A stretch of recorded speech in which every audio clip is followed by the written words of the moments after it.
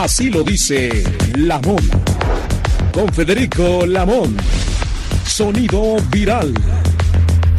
Así lo dice Lamón. Con Federico Lamón.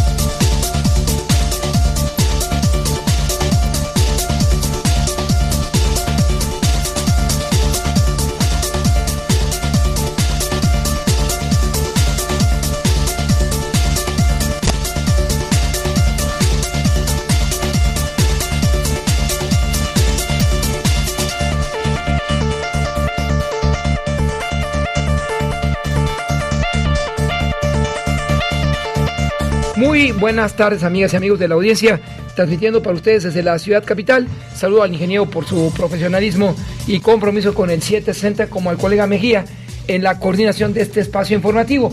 Rápidamente inmerso en los procesos del 2 de junio, Ángel Ávila es uno de los coordinadores de alianzas en el Frente Amplio por México, a quien vamos a ubicar vía telefónica en este momento, agradeciendo como militante del PRD, don Ángel Ávila, tome la llamada para Radio Cañón 760 del Cuadrante. Le agradezco, maestro Ángel Ávila, por aceptar esta comunicación con Radio Cañón 760 y buenas tardes para usted, mejor inicio de semana. Hola, ¿cómo estás, Federico? Un gusto saludarte a ti y, por supuesto, al auditorio que te escucha. A propósito de este proceso, pues más que de precampaña, de presentación de las aspirantes, todavía falta uno para enero, a la titularidad del Ejecutivo en el 2 de junio, ¿cómo vislumbra el interés de la sociedad civil en su responsabilidad en esta coordinación de alianzas frente a un modelo alternativo de nación, como se ha presentado la ingeniero Xóchitl Gálvez a la fecha?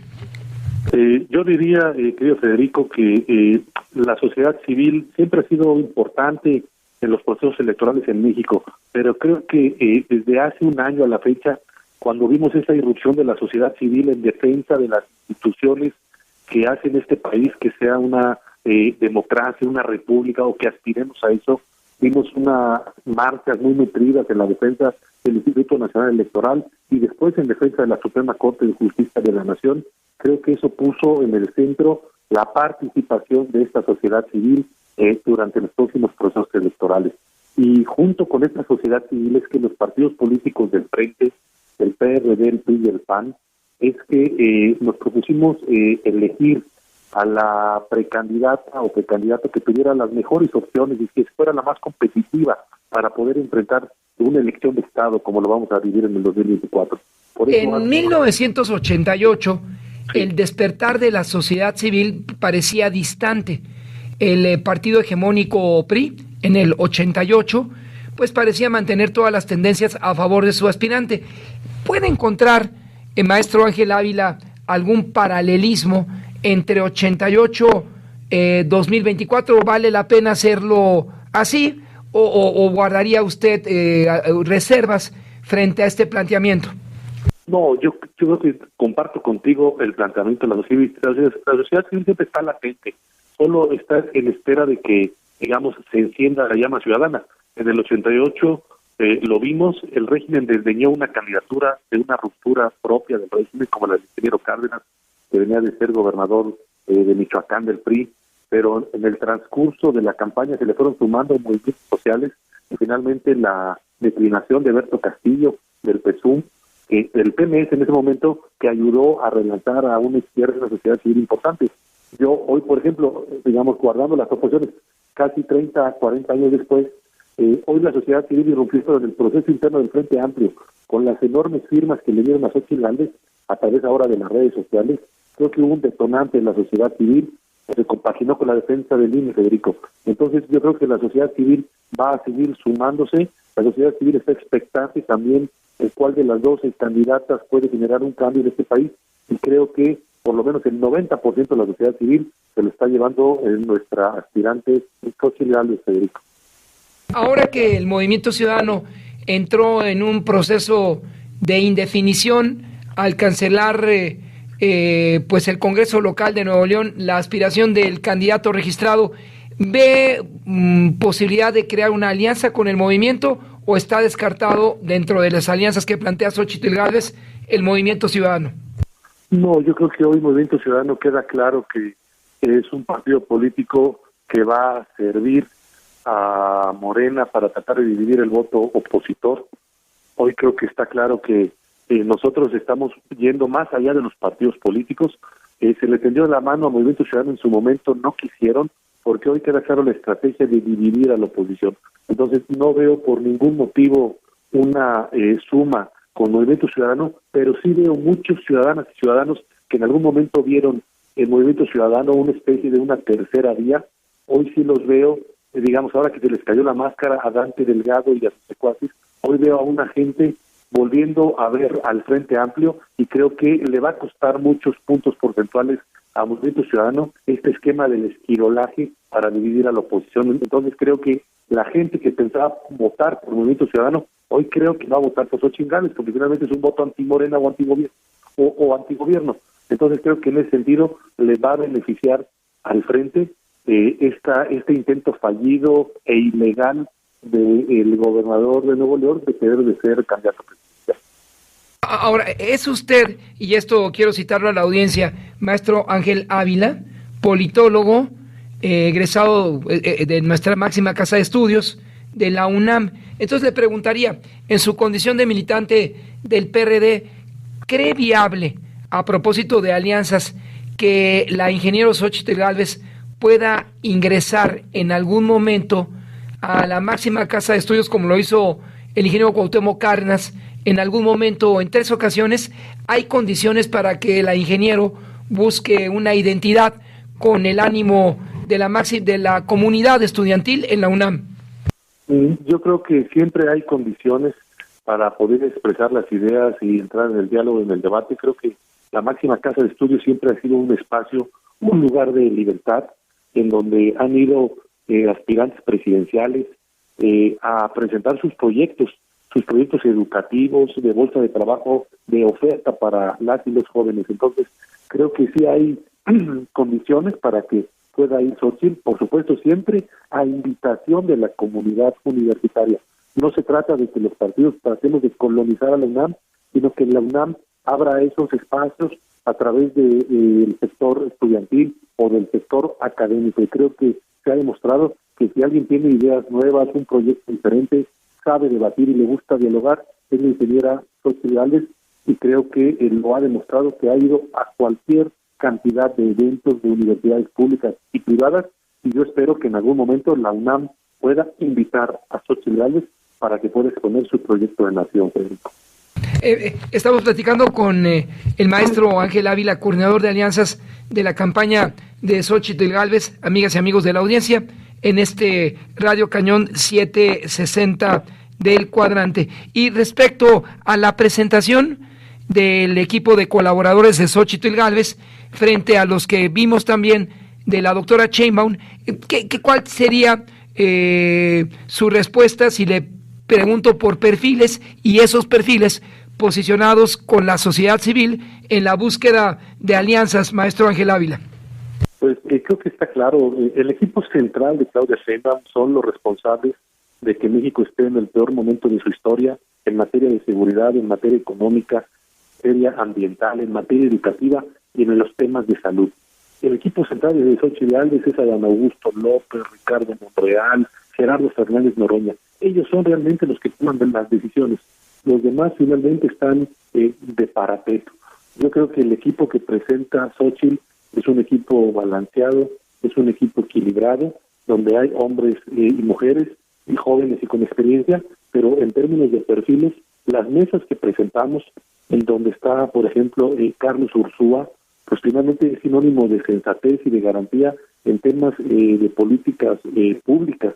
Tenemos en el tema de las mujeres, la senadora Angélica de la Peña ha sido una destacada promotora del tema de derechos humanos y de las mujeres. El ex ombudsman de la Ciudad de México, Emilio Álvarez y Casa, también es garantía de un trabajo profesional. Entonces creo que tenemos los perfiles suficientes, Federico, para presentarle a la gente un proyecto de nación verdadero en donde se acabe la inseguridad y donde haya medicinas para las y los mexicanos, que es lo que están demandando. Creo que Xochitl tiene ese perfil, conecta muy bien con los jóvenes, hace muy bien, como dicen, el engagement, porque habla su lenguaje y porque Xochitl viene desde la cuna más humilde, desde un piso de tierra en Hidalgo, en escuela pública, y le ha costado mucho salir adelante. Entonces creo que el 75% de las y los mexicanos nos podemos sentir identificados con esa historia de Xochitl Gálvez, de que sí se puede salir adelante y que si el gobierno realmente hiciera las cosas que tiene que hacer, debiera ser más fácil sacar a México de la pobreza, Federico, y eso es lo que estamos esperando y presentándole a México en esta campaña. Finalmente, agradeciendo, don Ángel Ávila, su disposición de platicar con Radio Cañón 760. Respecto al total de mexicanos que estamos inscritos en el padrón electoral, casi 92 millones, ¿cree que una política de alianzas pueda despertar ese voto silencioso de la sociedad civil, cambiar uno u otro resultado, los escenarios que se prevén, los escenarios de las encuestas iniciales? Fíjate que es muy interesante tu pregunta, Federico, y te digo porque el padrón electoral con el que vamos a cerrar para ir a la elección seguramente será casi cercano a los 98 millones de ciudadanas y ciudadanos, Federico. Esto será en unos meses más cuando se cierre el padrón. Pero yo creo que hoy la estrategia del gobierno es desincentivar el voto ciudadano. Es decir, la estrategia del gobierno es presentar encuestas falsas de cada semana con encuestadoras que han perdido todo su prestigio o encuestadoras nuevas que ellos mismos han creado, en donde nos tratan de recetar la imagen y la idea de que la elección ya se decidió, de que Morena ya ganó y de que es inalcanzable Claudia Sheinbaum. Con eso ellos buscan desincentivar precisamente el voto ciudadano para que solamente las estructuras de Morena, que son financiados con programas sociales y por los gobernadores de Morena, sean los que decidan la elección. Eso nos pasó en el Estado de México, donde decían que Delfina Gómez iba a ganar por más de 20 puntos. Al final hubo una participación bajísima, solo el 50% de la gente fue a votar y Delfina Gómez apenas ganó con el 7%. Es decir, nos quieren recetar la misma estrategia. Yo le diría a la gente, podemos ganar. Las encuestas verdaderas dan a Xochitl Gálvez 8 puntos abajo y estamos a medio año de la elección. Claudia Sheinbaum difícilmente va a pasar de los 40 puntos y nosotros estamos en 32.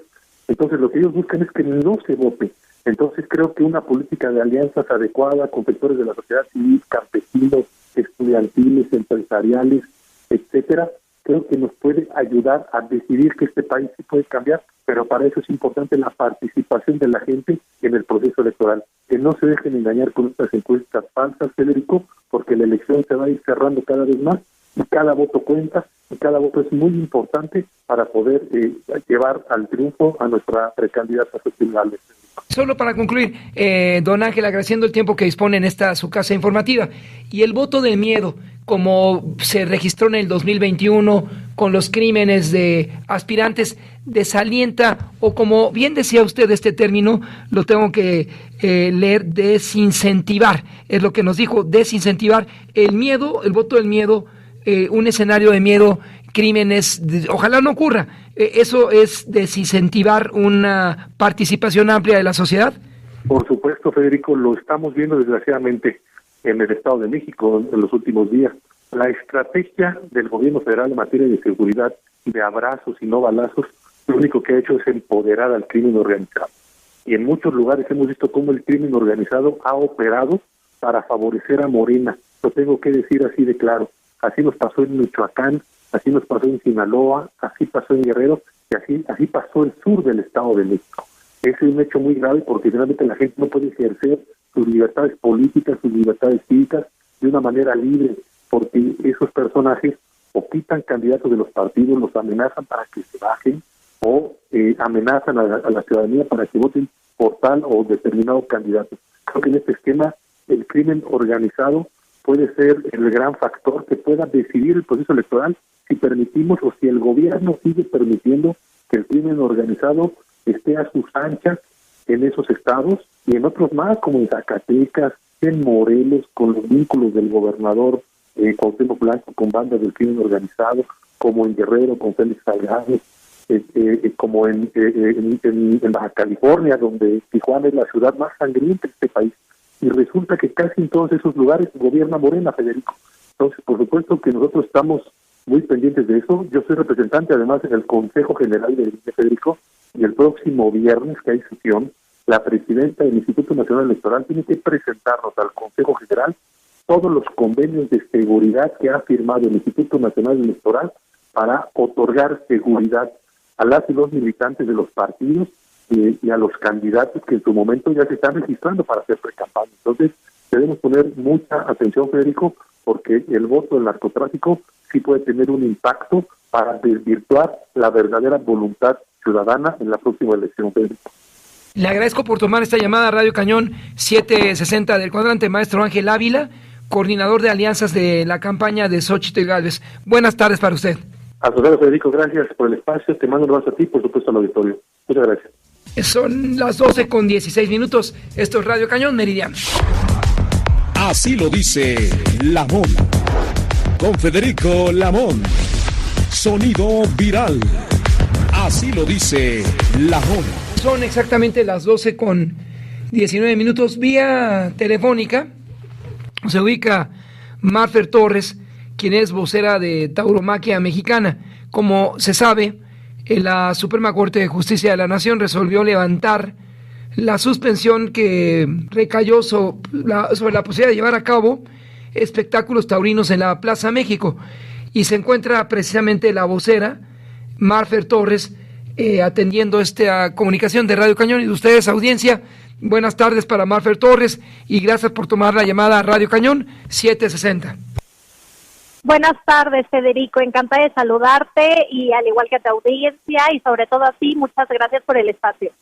No, al contrario, por tomarnos la llamada. Los factores que considera Tauromaquia Mexicana llevaron a la Corte a dar marcha atrás a algo que pareciera atentar contra una parte de los mexicanos acostumbrados a la tauromaquia por generaciones, lo que llevó a esta suspensión temporal. ¿Y en qué términos piensa Marfer Torres se levantará la suspensión para que todos regresen a la Plaza México en su momento? Gracias, Federico. Sí, como bien decías, la Suprema Corte de Justicia de la Nación, que es nuestro máximo órgano del Poder Judicial, votó el pasado miércoles en la segunda sala a favor de levantar esta suspensión que no permitía que hubieran corridas de toros en la Plaza de Toros México, con un resultado contundente: 4 votos a favor de que volvieran los toros a la México, 0 en contra, 0 abstenciones. El fundamento fue que el amparo que habían promovido la Asociación Justicia Justa en mayo de 2022 no estaba lo suficientemente fundado, que no se justificaba para prohibir la actividad taurina en esta plaza que es la más grande del mundo, la más importante de México y la más importante de América. Asimismo, tomando en cuenta la importancia de las libertades, ¿no? De que México es un México plural, nuestra Ciudad de México es una ciudad de vanguardia en la que la pluralidad ha primado, y bueno, en este sentido el Poder Judicial, ahora sí que haciendo buen honor a su nombre, hizo justicia revocando un amparo que era infundado e injusto y primando la libertad y la tolerancia en nuestra ciudad. El argumento de quienes llevaron a esta decisión, que ya nos recordó un juez federal en mayo del 2022, es que los toros están prohibidos en las Islas Canarias y en Cataluña. Con todo respeto, la Ciudad de México la Plaza de Toros México es diferente a lo que pueda ocurrir allá, o ¿cómo podría precisarlo a la audiencia que le escucha aquí en 760? En Canarias, en Cataluña no, y en México sí. Sí, la realidad es distinta. Además, hay que decirlo que incluso en Cataluña, aquella prohibición de las corridas de toros ya se revocó por el Tribunal Supremo. Ahí también el Poder Judicial español ya les dio la razón, ¿no? Diciendo que era infundado prohibir las corridas de toros en Cataluña, así que eso ya se revirtió solo no se han dado hasta el momento festejos, pero ya es de nuevo legal. En este sentido, en el caso de México, la Suprema Corte de Justicia de la Nación tuvo en cuenta que además, pues la tauromaquia es una tradición que lleva más de 500 años, bueno, casi 500 años en nuestro país, por lo que es algo muy mexicano, algo que es parte de las tradiciones, particularmente incluso de los pueblos originarios de México, ¿no? Porque estos festejos taurinos van muy ligados a sus fiestas patronales, además de garantizar el derecho al empleo de todas estas personas que dependen de manera directa e indirecta de los festejos taurinos, de la crianza de los toros y todo aquello que hay alrededor, así como al mismo tiempo el derecho al trabajo de, por ejemplo, aquellos que sueñan con ser matadores de toros, ¿no? O aquellos que sueñan con ser ganaderos de bravo, el derecho a la libre autodeterminación. Entonces, la Suprema Corte de Justicia de la Nación lo que primó fue el derecho a fueron los derechos, fue la libertad, la tolerancia y que no es fundado que grupos prohibicionistas se quieran imponer sobre la sociedad. ¿Fue necesario cabildear con la Corte, con los ministros, para revertir la decisión del juez que suspendió de manera provisional hace un año las corridas de toros? Pues ahora sí que como en todo proceso judicial fue importante que los ministros conocieran los argumentos de ambas partes, ¿no? Para tener, llamémosle, la película completa, pero como bien sabemos, el Poder Judicial, a diferencia del Poder Legislativo, por ejemplo, pues tiene todavía pues más un trabajo de manera interna, pero por supuesto que también tuvieron una gran sensibilidad para conocer los argumentos y para conocer la importancia de lo que genera la tauromaquia, no solo a nivel Ciudad de México, sino para el país, ¿no? Que son más de 7,000 millones de pesos alrededor de esta actividad, más de 250,000 empleos directos e indirectos, el pago de impuestos, más de 170 hectáreas que justo promueven que puedan coexistir otras especies, el mantenimiento de la ecología, porque se dedican al campo bravo en el que el toro vive como rey, es guardián de otras especies, por lo tanto nos ayuda a mantener extensas condiciones de tierra muy cuidadas gracias a la presencia del toro de lidia, ¿no? Entonces, la Corte se informó muy bien, contaba con todos los argumentos de ambas partes, y con base en ello, pues de esta forma le dio la razón a la tauromaquia porque ha sido una actividad lícita, legal y que ha promovido el desarrollo de muchas cosas muy positivas para nuestro país, y bajo esos argumentos decidió que sigamos manteniendo esta pluralidad social, ¿no? De que quien quiere ir a los toros vaya a los toros y quien no, pues que no vaya, ¿no? Pero que no se busque limitar nuestros derechos por las ideas de estos grupos que buscan imponer una moral y acotar nuestros derechos. Digamos que esa fue la base del proyecto presentado por la ministra Yasmín Esquivel.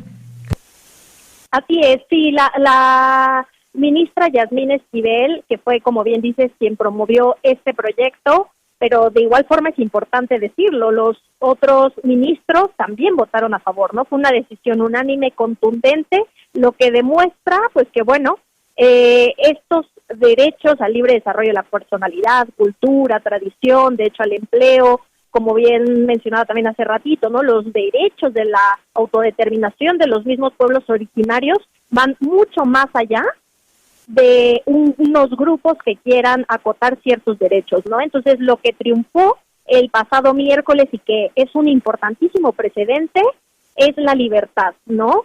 Y que justamente la Corte con esto nos dice que es importante tomar en cuenta esa convivencia pacífica, ¿no? Esa pluralidad de voces, y esto también hay que reconocer a la Corte porque justo da cuenta de la seriedad de nuestras instituciones y que incluso aporta al Estado de Derecho en nuestro país, ¿no? Porque ganó la legalidad, ganó la justicia y ganó la libertad, así como lo he reiterado.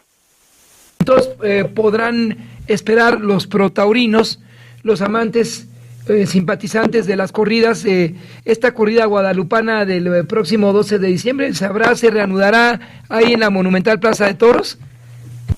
Bueno, obviamente los taurinos estamos deseosos de que ya se anuncien los carteles de la temporada grande, que es nuestro máximo evento taurino en esta monumental Plaza de Toros México, pues la corrida guadalupana, que es una de las tradicionales, ¿no? Porque va muy ligada a este cariño que tenemos los mexicanos por nuestra querida patrona de México, la Virgen de Guadalupe, pues sería ya el día de mañana, así que bueno, tendremos que esperar porque además el proceso judicial sigue, ¿no? Aunque ya la Suprema Corte de Justicia de la Nación fue contundente con su decisión de revocar esta suspensión que era injusta y que violaba muchos derechos, hay que esperar a que, bueno, se tiene que notificar al juez de distrito, que era quien había dictado la suspensión como medida cautelar, y ya una vez que haya concluido este proceso, ahora sí, ya se puede llevar a cabo todo lo demás, ¿no? Pero que además, por tema logístico, pues el tema de organizar los carteles, traer los toros y todo lo que implica una corrida de toros,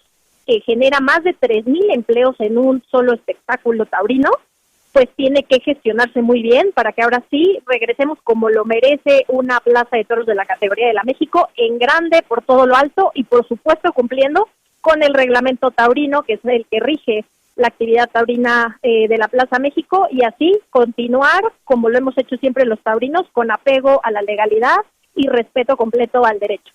Nos pide Jovita García de Netzahualcóyotl que explique, maestra, por favor, la naturaleza de los toros de lidia, que son criados, entiendo, específicamente para las corridas, y que pues, no se contraponen, eso dice su servidor, pero nos pudiera explicar brevemente para la pregunta de doña Jovita García de Nesa acerca de los toros de lidia. Claro, los toros de lidia son un animal que vive como rey en el campo bravo durante 5 años, aquellos que van, por ejemplo, a alguna plaza de toros, ¿no? Porque los que no, bueno, ahí se mantienen en el campo. Y es importante decir que a una plaza de toros solo llega el 10%. O sea, es un porcentaje muy bajo que permite que se mantenga el resto de la especie. Ellos viven en completa libertad con una mínima intervención y contacto del humano, ¿no? Que solo es cuando entran los caporales para ver que tengan su alimento, que estén en buen estado, o los veterinarios, así que están muy bien cuidados y, como les digo, viven como reyes en hectáreas enormes en la que, pues, lo que prima siempre es mantener esa integralidad del toro, que es el rey de nuestra fiesta, el centro, ¿no? Por eso se llama la fiesta de los toros.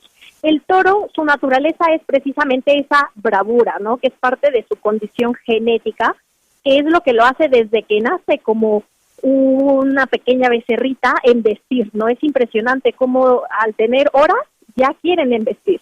Entonces es parte de su misma naturaleza esta bravura que los caracteriza. Y el toro al mismo tiempo permite que se mantengan, como ya les decía hace ratito, estas hectáreas al ser guardián de estos espacios naturales, y al mismo tiempo permite que coexistan otras especies, salvaguardando su existencia en ellas. Entonces, el toro de lidia es una raza que vive en unas condiciones inigualables. Yo me atrevería a decir que es el animal que de alguna forma tiene una relación con el hombre que vive como ningún otro. Y los ganaderos de Bravo invierten muchísimo tiempo, muchísimos recursos por precisamente mantener a esta raza, que es importante decirlo, realmente no representa un negocio para los ganaderos de Bravo, ¿no? Ellos lo hacen por este amor que tienen al toro, ¿no? Yo no he visto persona que más tenga amor por un animal que un ganadero de Bravo, ¿no? Ya que el toro es su orgullo y, como les decía, le dedican mucho tiempo, muchos recursos. Y de esta forma, pues así mantener esta fiesta tan bonita que, como les decía, el centro siempre ha sido el toro, ¿no?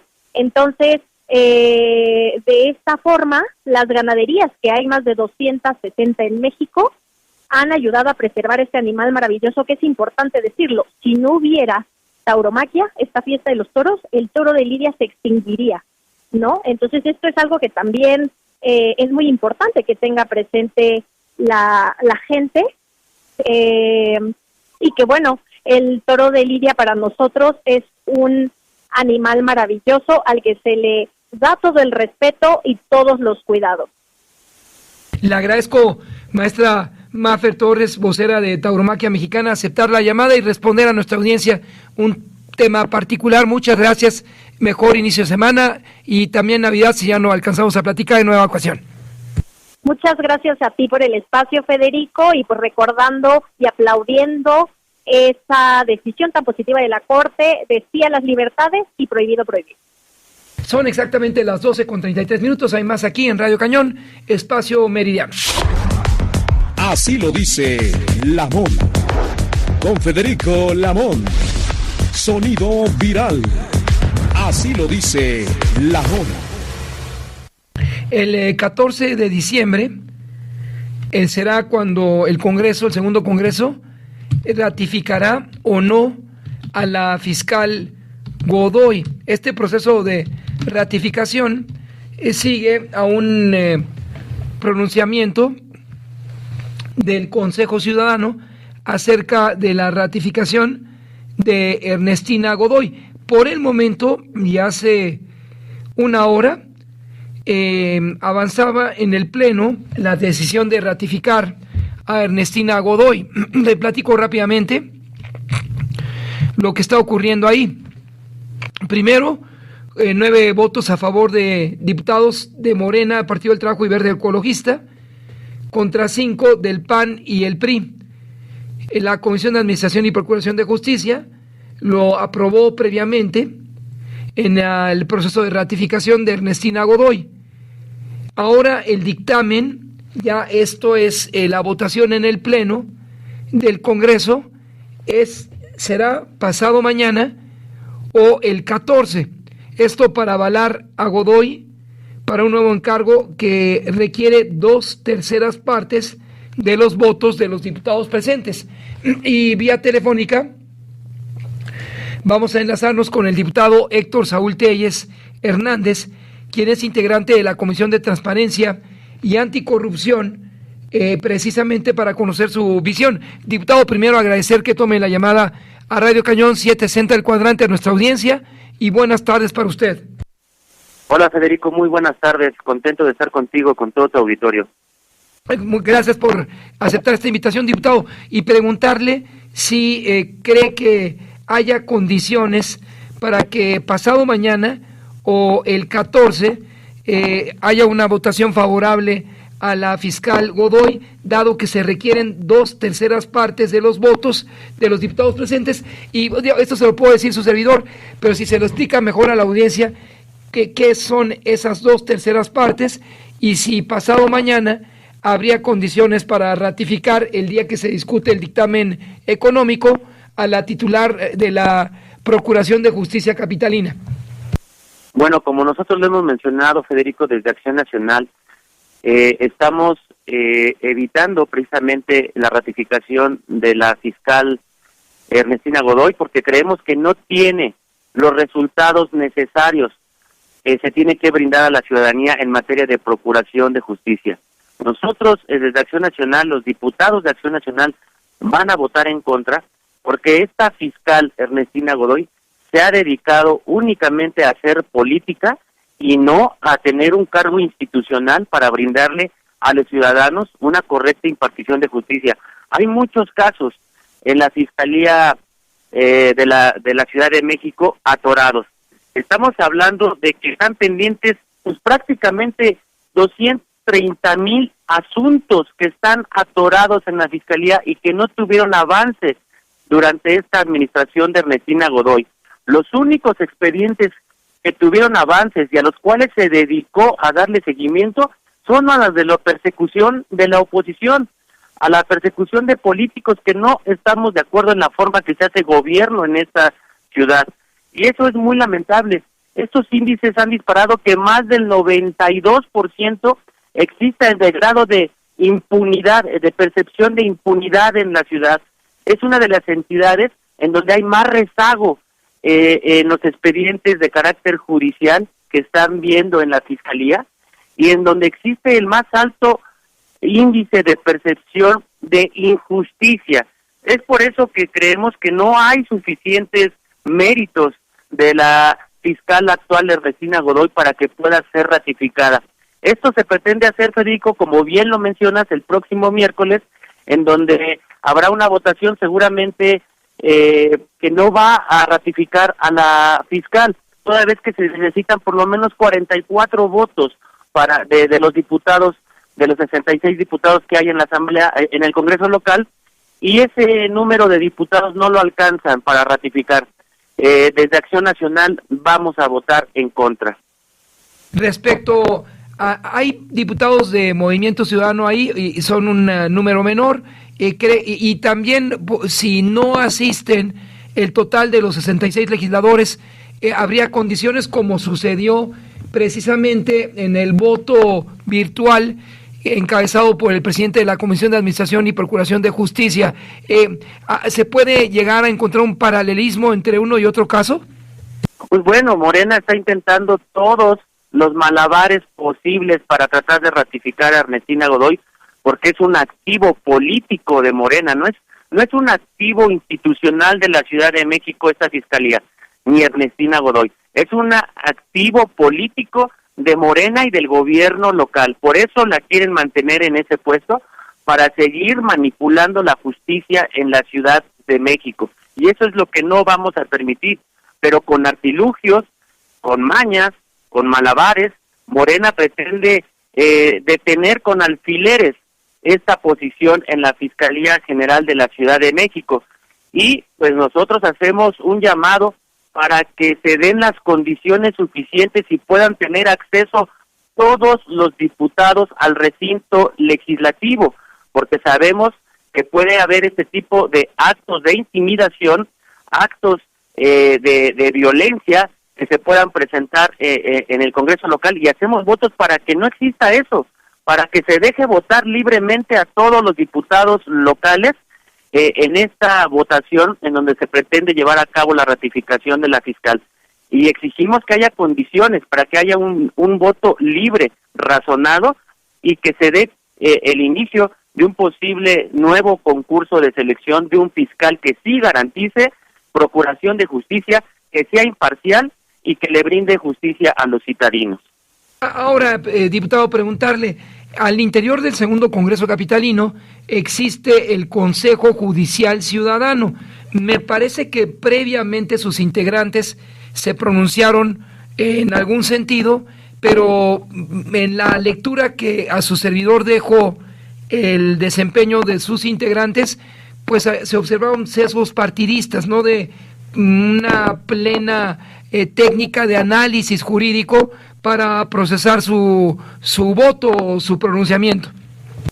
Salvo honrosas excepciones que existieron en ese Consejo Ciudadano, realmente fue un consejo que fue diseñado para tratar de dar un dictamen positivo a la rectificación de Ernestina Godoy. Fue muy lamentable el actuar de muchos integrantes de ese consejo y que obviamente no fueron apegados al análisis riguroso que debe de existir en la función que desempeñó Ernestina Godoy. Y lo digo porque quedaron casos emblemáticos sin resolverse. Ahí está el caso de la línea 12, en donde no ha habido una correcta justicia para las víctimas, para los familiares, y en donde no hay un solo castigo para los probables responsables. Pero también están todos los casos de feminicidio en la Ciudad de México que se han disparado durante esta administración. También está la ola de desapariciones que existen en esta ciudad que no han tenido resolución ni justicia. Entonces nosotros estamos hablando de que no puede llevarse a cabo la ratificación de la fiscal Ernestina Godoy cuando entre sus principales prioridades está únicamente llenarle el ojo a la entonces jefa de gobierno Claudia Sheinbaum y ahora a Martí Batres, y pasársela en fiestas desmedidas con recursos públicos como sucedió y como fue documentado. Es por eso que necesitamos un nuevo proceso con un Consejo de Justicia renovado, imparcial y con y que se haga un proceso limpio que verdaderamente nos dé un nuevo fiscal con un nuevo papel y con un nuevo perfil completamente imparcial. Diputado, recapitulando, ¿fueron entonces, o tal vez lo redactó mal su servidor, 230,000 expedientes no resueltos? Así es, ahí están los datos, son oficiales, es de los números más altos que existen de todas las entidades en el país, y el grado de impunidad crece hasta el 92% por lo menos de percepción de impunidad e injusticia, y el número más alto de casos sin resolver en la propia Fiscalía. Pues finalmente, diputado, pese a que el jefe de gobierno y este Consejo Ciudadano proponen al segundo Congreso citadino la ratificación, usted se manifiesta en contra. Por supuesto que la Acción Nacional no va a avalar esta ratificación porque carece precisamente de un análisis riguroso, y los resultados que ha dado la Fiscalía General de Justicia en la Ciudad de México pues han sido completamente reprobables. No ha sido una fiscalía encargada de dar justicia a los citadinos, sino más bien ha sido una fiscalía encargada de perseguir a la oposición. Le agradezco enormemente, el diputado Héctor Saúl Telles Hernández, integrante de esta Comisión de Transparencia y Anticorrupción, tomar la llamada para Radio Cañón 760, y muy buenas tardes. Gracias, Federico, un saludo. 12:46, hay más información en esta su casa informativa. 12:46. Así lo dice Lamón. Con Federico Lamón. Sonido viral. Así lo dice Lamón. Son las 12:48. Después de los hechos registrados el fin de semana en Texcaltitlán, ahí era donde se reportaron 14 muertos derivados de un enfrentamiento. Esto es gravísimo, entre pobladores y presuntos extorsionadores. El presidente López Obrador se pronunció sobre el particular. Tenemos que hacer una reforma administrativa y tienen que desaparecer todos esos organismos supuestamente autónomos. Y es supuestamente autónomo porque no le sirven al pueblo, están al servicio de las minorías. Cada vez que se quiere defender a Pemex, que se quiere defender a la Comisión Federal de Electricidad, sale el Instituto de la Competencia a defender a los particulares. En otros temas, en una clínica privada de Culiacán, falleció el domingo la señora María Consuelo Loera Pérez, madre del Chapo Guzmán. No se dan a conocer las causas de su ingreso al nosocomio para un tratamiento. La señora María Consuelo, casada con Emilio Guzmán, residente la mayor parte de su vida en la comunidad de La Tuna, allá en Badiraguato, donde nacieron todos sus hijos. Desde hace 2 semanas fue trasladada a Culiacán para su atención médica, pero falleció la tarde del domingo la señora María Consuelo Loera Pérez. Y esto dijo el presidente en su matutina.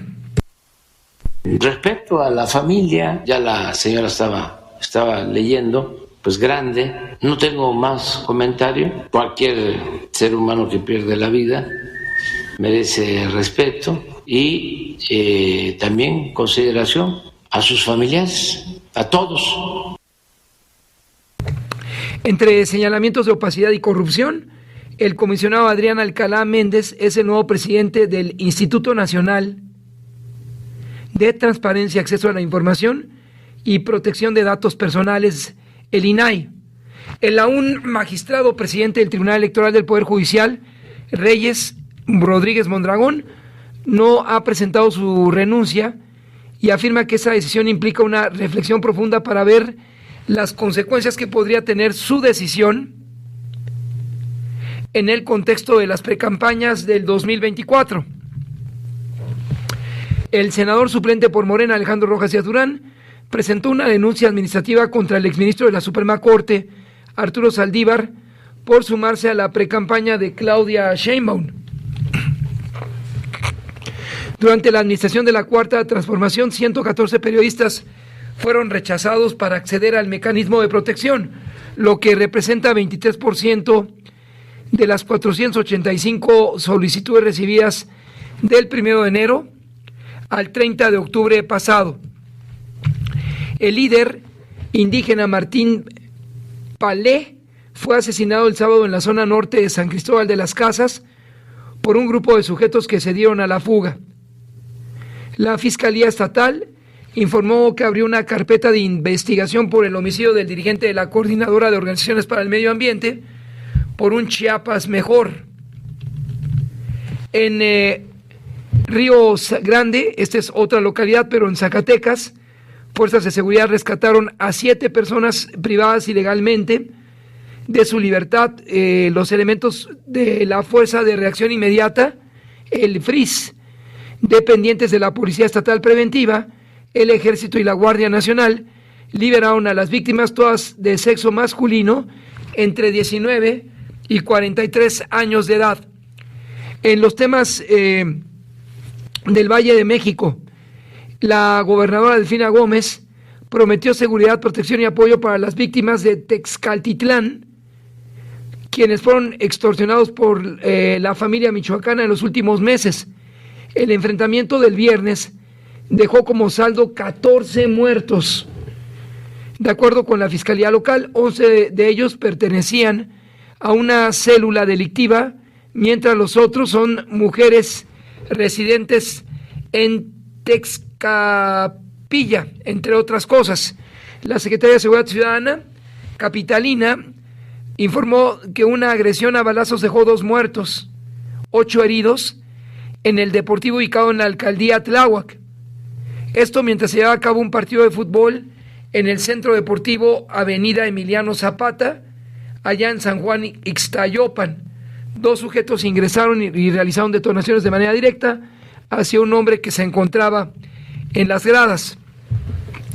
Un tribunal de enjuiciamiento sentenció a la pena máxima de 70 años de prisión a Miguel N. por el feminicidio de la modelo y conductora de televisión Anaí Michel, cuyo cuerpo fue localizado sin vida en la zona de la Jusco el 19 de febrero del 2022. Importante aplicar todo el peso de la ley a ese sujeto para que esto lo piense bien cualquiera. Ojalá que nunca más se repita un crimen de esta magnitud, y no solo por tratarse de una conductora, sino como un ejemplo para todo el país. Y como se recuerda, Javier Milei ofreció su primer discurso como presidente ante simpatizantes y afirmó que inició una nueva era en Argentina. Concluye una larga y triste historia de declive e inicia la reconstrucción de nuestro país, afirma Milei. Argentina se mantiene este lunes a la expectativa de conocer las primeras medidas económicas de austeridad y el recorte del gasto público del presidente ultraliberal Javier Milei. Se dan a conocer este mismo mañana a las 6 de la tarde, de acuerdo con el portavoz presidencial Manuel Adorní, entre otras cosas. Y lo que ocurre en la Casa Rosada tiene una amplia repercusión en el continente. Del cono sur hacia el sur del río Bravo, determinarán los primeros 100 días de gobierno de Milei. Esto nos recuerda la transición entre el régimen militar, los castrenses. El último mandatario de esa estirpe fue Viola, que violaba permanentemente los derechos humanos de los argentinos, pero se llamaba Viola. Y antes de él, Galtieri, Leopoldo Fortunato Galtieri, autor de la defensa frustrada de las Islas Malvinas en el 82, que llevó al sacrificio a miles de jóvenes argentinos víctimas de los Gurkha, un grupo paramilitar empleado por la fuerza de Reino Unido para enfrentar la rebelión propiciada por Leopoldo Fortunato Galtieri en el marco del conflicto de las Malvinas allá en el 1982. Entre el último representante de la dictadura argentina, Jorge Viola, y Milei, aunque hay una gran distancia, el presidente Milei deberá evitar asumir un modelo que atente contra casi el 60% de los argentinos que viven actualmente debajo del nivel de pobreza recomendado por el Banco Mundial, entre otras cosas. Son las 12:57, llegando a la recta final de este servicio informativo. Siga, por favor, aquí. Hay una línea para ustedes, 55 18 77 60. Gracias, ingeniero, por todo tu apoyo. Gracias al colega Mejía y a ustedes por permanecer en Radio Cañón 760. Buenas tardes. Mejor inicio de semana. Así lo dice Lamón. Con Federico Lamón. Sonido viral. Así lo dice Lamón.